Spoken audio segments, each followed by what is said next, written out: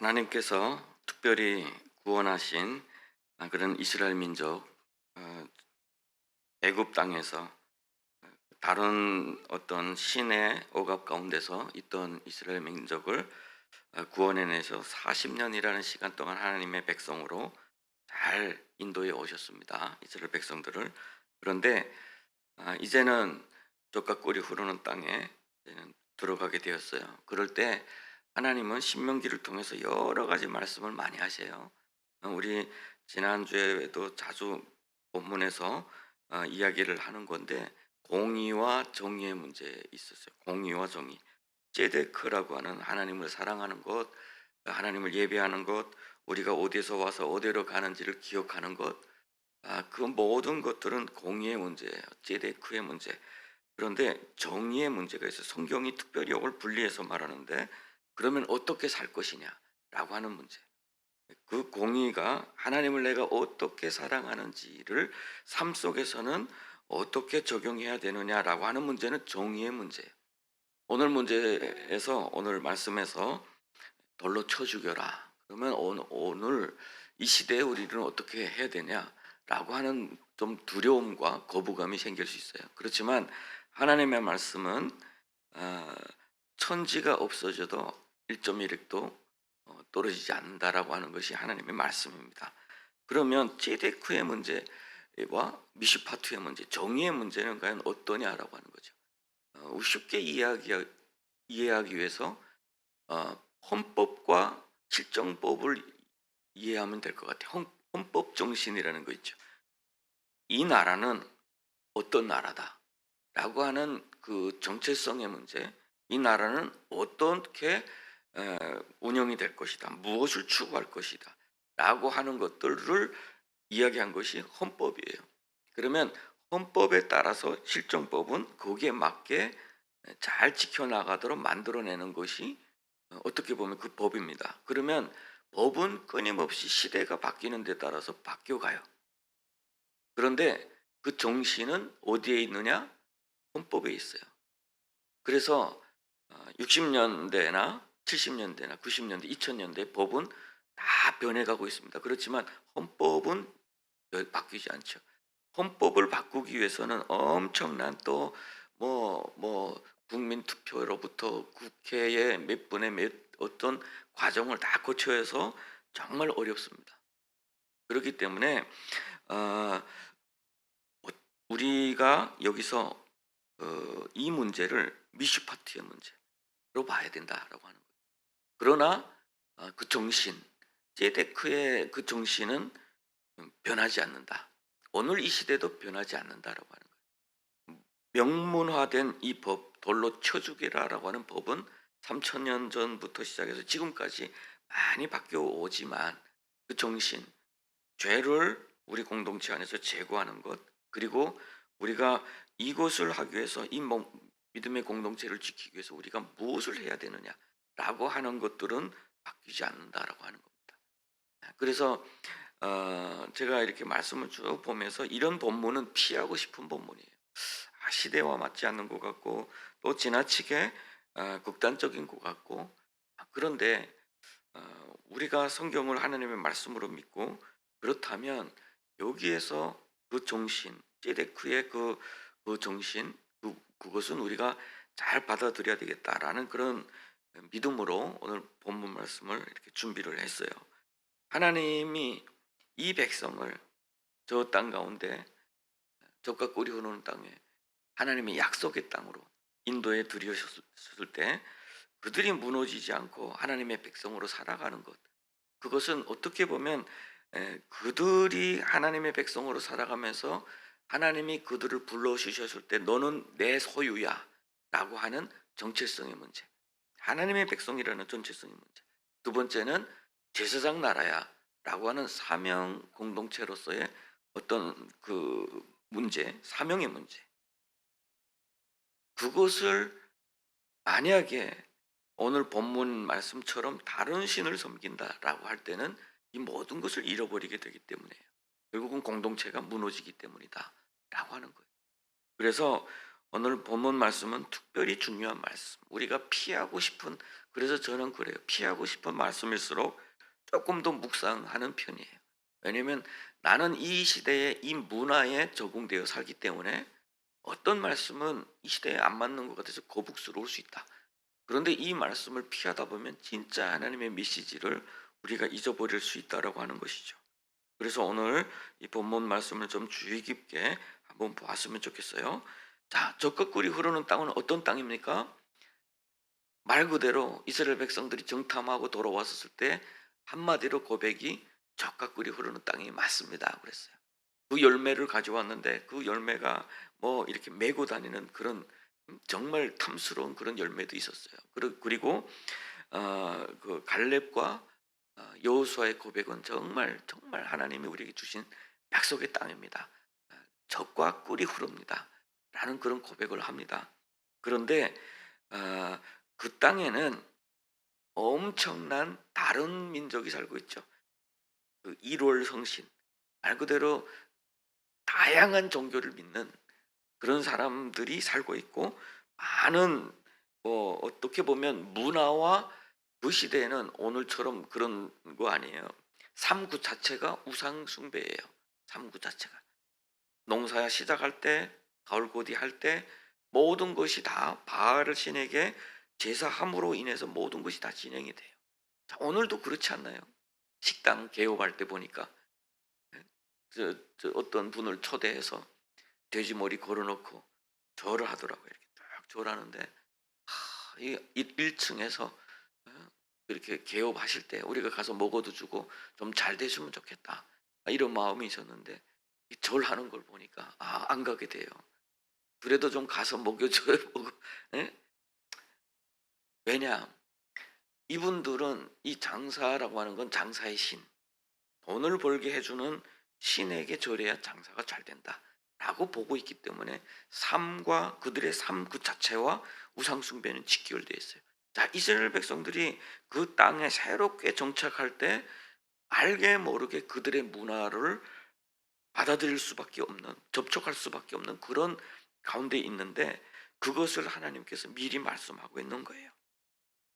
그러면 왜 그렇게 하지 말라고 그랬느냐? 왜 그들이 1월 성신을 전한다 하자 하나 여호와 목전에서 악을 행하여 그 언약을 어기고라고 말씀하죠. 2절에 보면은 여호와의 목전에서 악을 행하는 거예요. 그리고 다 우상을 섬기는 것은 곧 악이고 그 언약을 어기는 행위다, 배신 행위다. 그것은 곧 이 공동체 자체를 파괴하는 행위다라고 하나님께서 말씀하시는 그 이유가 뭘까라고 하는 거예요. 자, 우상은 단순히 내가 호기심에 가서 섬기는 게 아니에요. 우상은 거기에 가서 섬길 뿐만 아니라 그곳에 기대할 뿐만 아니라 그 우상에게서 들려지는 메시지를 듣게 되어 있어요. 그리고 그것을 따르게 되어 있습니다. 이것은 하나님과 완전히 다른 길이에요. 하나님의 말씀, 너는 마음과 뜻과 정성을 다해서 하나님을 사랑하라. 그러면 그 하나님의 말씀을 듣고 하나님께서 우리에게 주시는 말씀으로 살아내야 되는데, 내가 우상에게 귀를 기울인다. 그 우상은 뭡니까? 사실은 그 우상은 없는 거예요. 그렇죠? 우상은 거짓이에요. 그것은 인간의 손에서 만들어졌어요. 그런데 왜 우상에게 귀를 기울이냐? 이것은 어떻게 보면 우상이라고 하는 표현된 어떤 그것을 향해서 가장 중요한 인간의 죄악에 적용하고 있는 그 사탄에게 절을 하고 있는 거예요. 사실은 우상은 많아 보여요. 많아 보이는데 어느 건 돈을 벌고 어떤 건 건강, 어떤 건 뭐 자손, 뭐 다 많아 보이죠. 그런데 그 깊은 것에는 인간이 주인 되고 싶어하는, 하나님보다 더 높아지고 싶어하는 그 죄 가운데 죄성이 사탄에게 고백하는 그 이야기하는 에덴 동산의 그 이야기가 반복되고 있는 거예요. 그러면 사탄의 메시지를 들으면 하나님을 거부하게 돼 있어요. 떨어져 나가게 돼 있어요. 자, 우리 성경에 보면 솔로몬이 아주 아픈 이야기가 있죠. 솔로몬은 정말 하나님으로부터 지혜를 받은 왕이에요. 그 누구보다 번영했고 약속의 땅의 정점에 이른 왕이에요. 정말 내가 이 백성을 어떻게 하겠습니까? 정말 겸손했어요. 나한테 좀 지혜를 주십시오 라고 해서 하나님 앞에 그 일천번제를 드리면서 하나님 앞에 구했던, 그래서 하나님이 그에게 정말 복을 주셨어요. 성전도 아름답게 건설했어요. 모든 이스라엘 백성들이 그곳에 와서 예배할 수 있도록 그것이 또 그들의 자랑이었어요. 그런데 이러한 영광 가운데 자신이 이제부터 하나님보다 지금까지 이루어왔던 것이 자기의 공로인 것처럼 착각하게 빠지기 시작했어요. 그의 지혜, 하나님이 주신 지혜가 아니라 그의 지혜가 나라를 망치기 시작했어요. 그것은 수많은 여인들을 첩으로 삼게 되었는데 그것은 그때 문화입니다. 그때 문화상 저 나라와 화친하기 위해서 저 나라의 왕을 내가 첩으로 데려오고 또 나의 딸을 저기다 보내주기도 했어요. 그런 우리 조선시대도 그랬죠. 저 몽골에서 그 아내를 데려오고, 몽골 그 칸이라고 부르죠. 몽골 왕의 그걸 데려오고 또 우리 공주들을 보내고, 이렇게 평화를 위해서 화친한 어떤 방법을 때문에 데려왔던 수많은 여인들이 외롭구나, 너희들이 참 외롭구나, 그러면 너희들이 그 나라에서 섬기던 신을 섬겨라, 이렇게 허락이 된 거예요. 그래서 산당이 생기기 시작했고 결국은 하나님 중심에서 벗어나기 시작한 거예요. 자, 결국은 하나님을 잃어버릴 때 공동체는 무너진다는 정말 아픈 그 교훈을 우리에게 준 사건이죠. 그런 것들이 결국은 어떻게 됩니까? 솔로몬의 아들대 두 나라로 갈라져요. 찢어지게 됩니다. 그 르호보암 때 여로보암이 일어나서 이스라엘을 찍고 유다와 이렇게 찢겨지게 됐고 두 나라는 끝내는 망하게 되죠. 그뿐만이 아니죠. 우리 최근에 종교개혁 때 보세요. 종교개혁 동안 우리 카톨릭이라고 하는 그 교회는 1000년 동안 하나의 교회였어요. 그런데 1월 성신이라고 하는 그 신은 섬기지 않았지만 그 화려한 성당을 지으면서 돈이 필요했어요. 그러니까 면죄부를 팝니다. 면죄부를 팔아서 저 헌금함에 돈이 들어가는 소리가 들리면 저 연옥에서 영원히 천국으로 간다. 이런 거짓을 이야기해낸 거죠. 그러니까 사람들이 돈을 가져다가 내 친척이 예수를 제대로 믿지를 못해서 연옥에 가 있는 것 같아. 내 아버지가 연옥에 가 있는 것 같아. 그래서 돈을 가져다가 헌금함에다가 쫙 넣는데 짤라당 짤라당 짤라당 이렇게 들어가는 소리가 들으면 저 연옥에서 그 아버지의 영혼이 휙 하고 천국으로 간다. 참 그것이 그렇게 돈을 모아서 만든 것이 베드로 성당을 비롯해서 아주 화려한 그 유럽의 그 화려한 성당들이에요. 그때 한 분이 그런 고백을 했어요. 그 교황이 이 돈 가득하니까 내가 돈을 그 세속화되지 않겠다고 하면서 장갑을 끼고 돈을 황금을 만졌다는 거 아니에요. 장갑을 낀다고 세속화 안 됩니까? 장갑을 껴도 그 돈 가득 쌓인 곳에서 이미 우상을 섬기고 있어요. 그런데 그때 한 분이 그런 이야기를 했대요. 은과 금은 가득한데 예수의 이름을 잃어버렸다. 참 그렇게 이야기했던 사람들이 순교를 당하고, 그럴 때 마틴 루터가 독일의 비텐부르크 그 성당 옆에 95개 조항을 갖다 붙였어요. 그것은 분열되어 가고 있는 하나님의 공동체를 향한 절규였죠. 결국에는 어떻게 됩니까? 개혁교회와 천주교회는 분열이 됐어요. 그 분열은 분열에 분열을 낳아서 오늘날 대한민국은 그렇게 많은 교단이 많이 생기고 있습니다. 결국은 하나님이 중심에서 떠난 자리는 공동체는 분열이 된다. 우리 믿음의 가정들도 보시면 같아요. 우리가 하나님으로 중심에 놓고 가정이 시작이 돼서 예배하는 공동체, 그 가정으로 잘 행복하게 살다가 어느 날 갑자기 다른 성공되는 가정, 잘 되는 가정, 돈이 많은 가정을 보기 시작을 하고 그곳에 치우치다 보면 부부 사이도 안 좋아지고 결국은 자녀들은 방랑하게 되고 그렇게 잘못되는 경우들이 많다라고 하는 거예요. 결국은 하나님을 중심에서 떠난 자리, 그것은 붕괴의 자리다라고 하는 것. 그래서 하나님은 철저하게 이 말씀을 우리에게 전하는 거예요. 어떻게 보면 무서울 정도로 그런 말씀을 전하는 거죠. 오늘 우리 자리는 과연 어떠냐라고 하는 거예요. 우리는 정말 하나님을 중심에 두고 있습니까? 아니면 우리의 일월 성신이라고 불리지는 않지만 일월 성신은 아니에요. 나 그런 건 몰라요. 나는 우상을 안 섬겨요. 예수를 섬겨요. 자, 그러면 우리는 저 중세 시대에 한번 가보잔 말이죠. 그들의 그 화려한 예배와 그 화려한 예배당과 그 헌신과 그 뒤에 과연 그들은 하나님을 중심에 두고 있었느냐라고 하는 거예요. 그래서 그것을 가리켜서 마틴 루터는 영광의 신학이라고 불렀어요.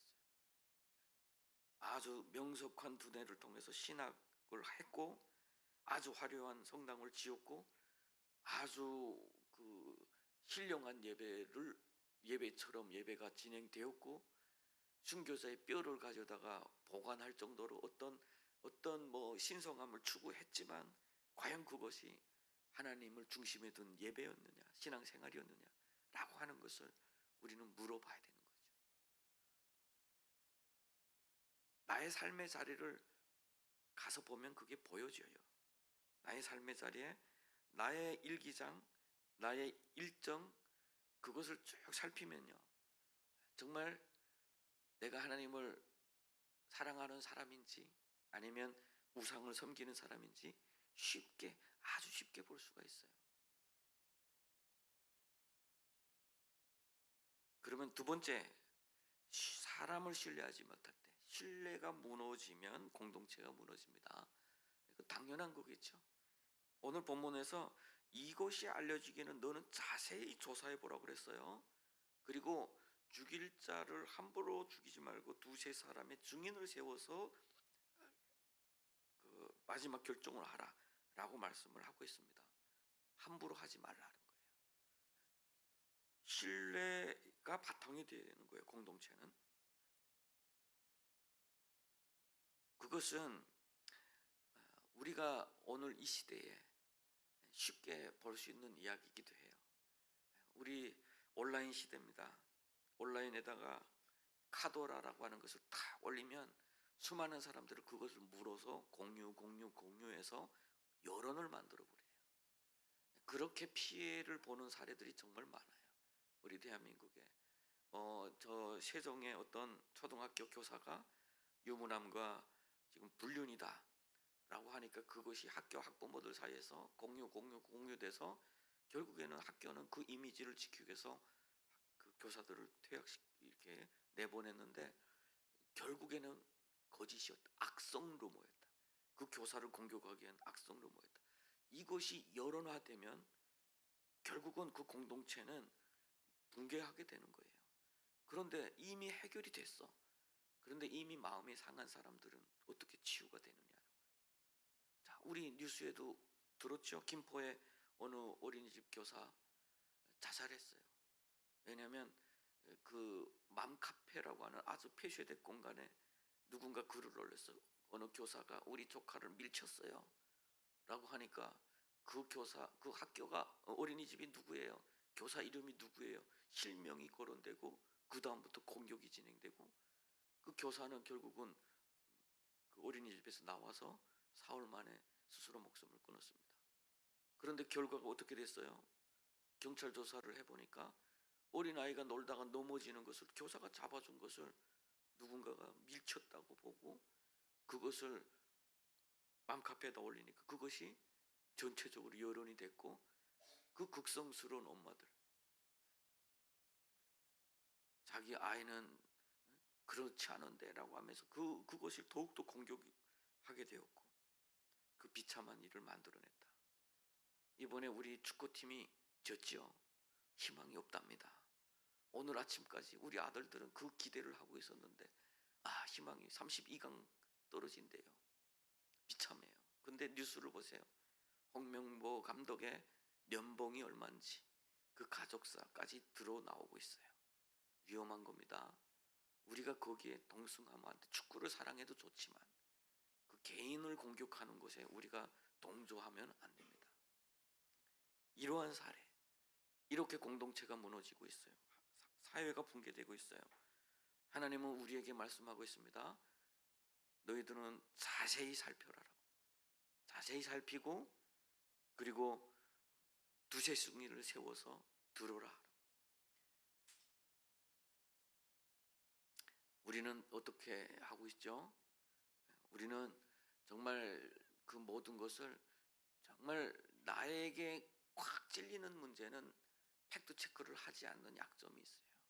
나한테 뭔가 탁 찔리면 그때부터는 그걸 그대로 믿고 함부로 남을 공격하고 함부로 말을 돌리는, 뒤에서 수군수군하는, 교회가 어떻고 교회 누가 어떻고 둥둥둥둥 말을 돌리고 그 말이 돌아갈수록 더 나빠질 수밖에 없어요. 결국은 교회 공동체는 무너집니다. 그것은 하나님을 중심에 두지 않고 하나님의 말씀대로 살지 않고 결국에는 우상이라고 하는 우리의 깊은 곳에서 자극하고 있는 그 죄악을 공격하고 있는 그 사탄의 노란하는 자들이에요. 우리는 항상 그런 믿음의 싸움을 싸워야 돼요. 우리 공동체 안에서 이런 이야기가 막 성행할 때 이것을 바르게 알고 자세히 조사하고 두세 증인이 분명히 있어야 되고, 이런 문제가 생길 때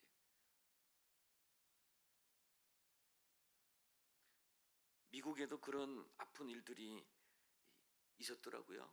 미국에도 1690년대에 그 매사추세츠라고 하는 그 동네가 청교도인들이 많이 살았던 동네예요. 미국이 아직 해방하기도 전인데 그때는 청교도인들이 갓 그 땅에 들어가서 처음에는 인디언들하고 잘 지내다가 나중에는 인디언들하고의 삶이 가까이 갈 수 없어, 같이 갈 수 없어요. 왜냐하면 인디언들은 1월 성신을 믿는 민족이니까 그래요. 그러니까 이게 서로 자꾸 다투다가 나중에는 전쟁, 피 흘리는 전쟁, 수천 명이 사망하고 그런 한참 긴장된 가운데 청교도 사회는 더욱더 좀 이렇게 폐쇄된 사회예요. 그런데 갑자기 병이 생기기 시작한 거예요. 어느 목사님 자녀들 중에 딸들이 갑자기 소리 지르고 미치고 막 이런 질병이 생기니까 어떤 의사가 와서 진단, 그때는 뭐 지금처럼 우학이 아니겠죠. 진단해보다 이거는 마귀가 준 병이다 이렇게 했어요. 마귀가 준 병이다. 그러니까 이게 외부에는 인디언이라고 하는 그 전쟁, 치열한 전쟁 가운데 한참 긴장되어 있지. 내부적으로는 이런 마귀 같은 이 질병이 또 도지고 있지. 그게 또 마귀로부터 왔다지 하니까 이게 도대체 어디서 온 것이냐라고 했는데 이 아픈 아이가 손가락질하는 저 사람이에요 라고 하는 것 때문에 수십 명이 살해당했다는 거 아니에요.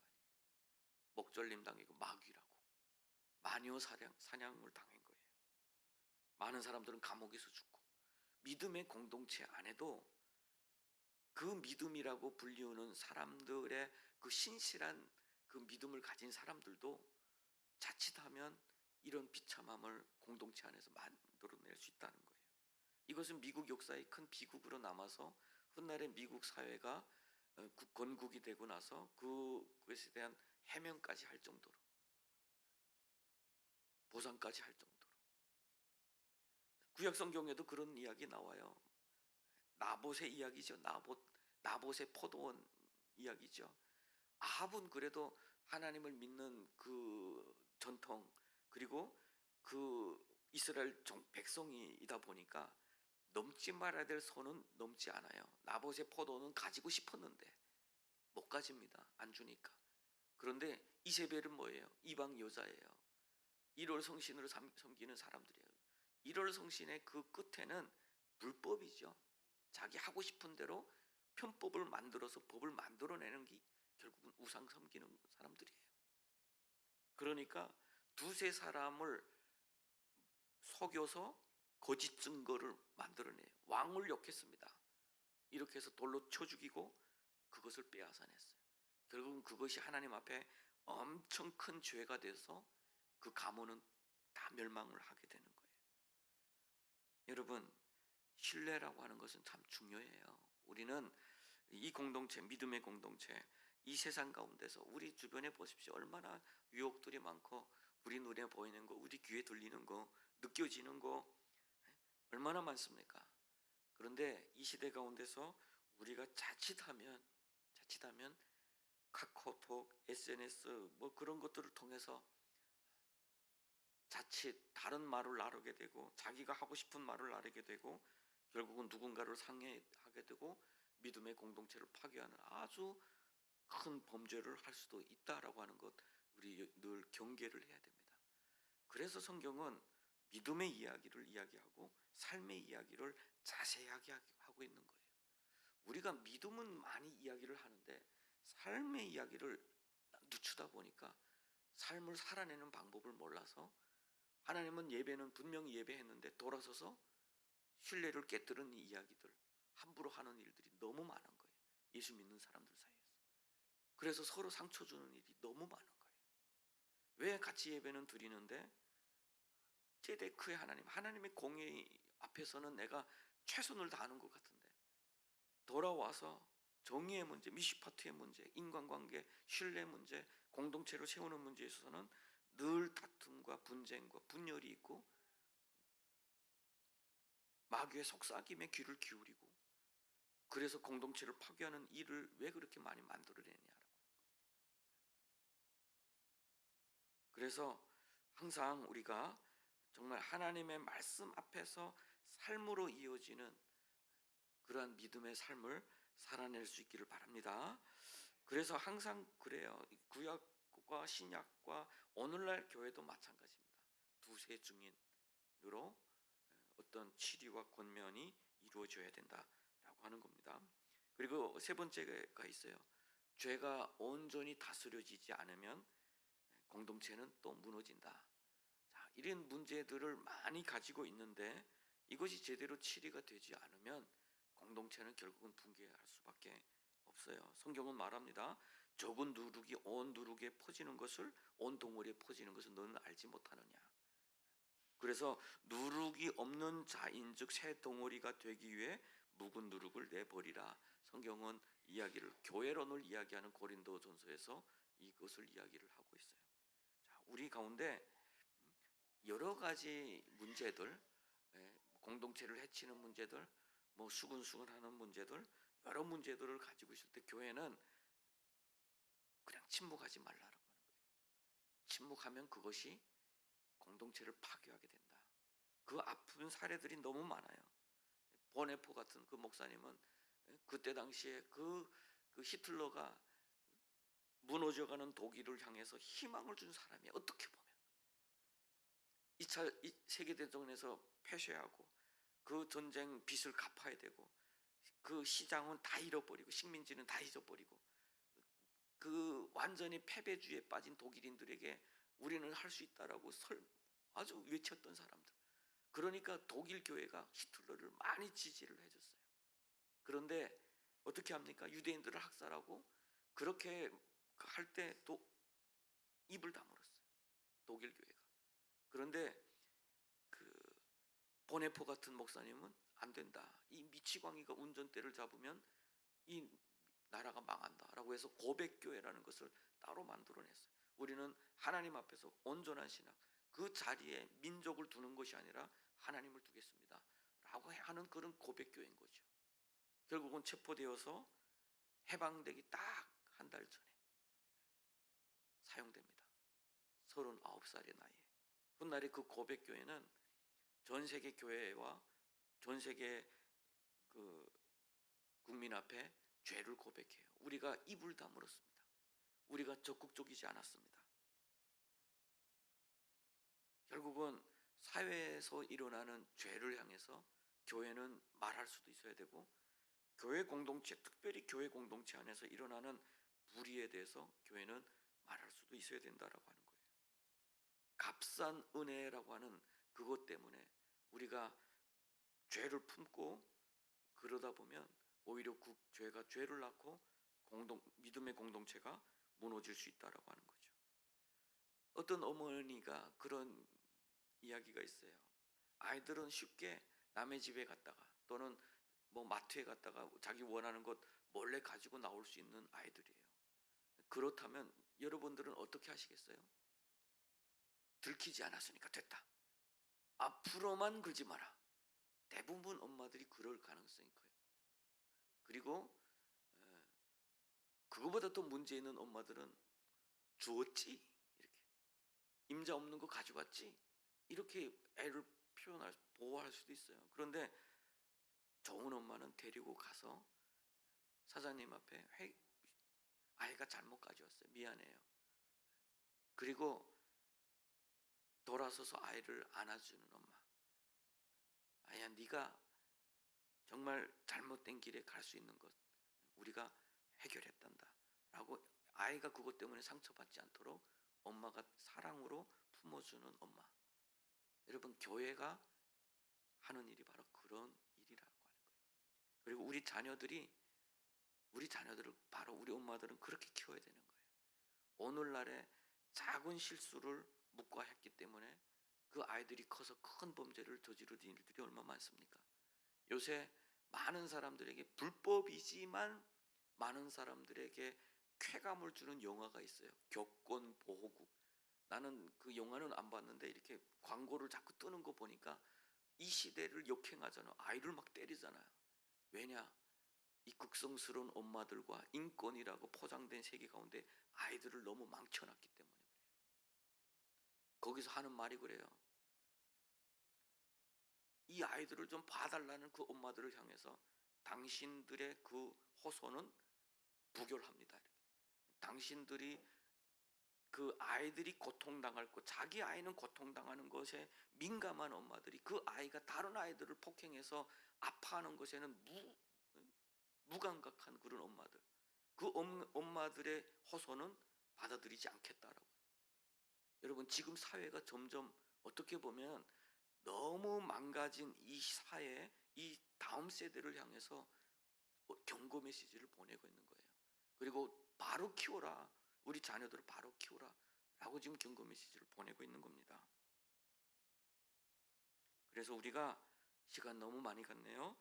우리가 앞으로 믿음의 공동체로서의 그 삶을 정말 바르게 살아가고, 하나님을 예배하는 예배 공동체는 삶에서도 그 빛과 소금의 역할을 감당해 나가야 할 줄로 믿습니다. 기도하겠습니다.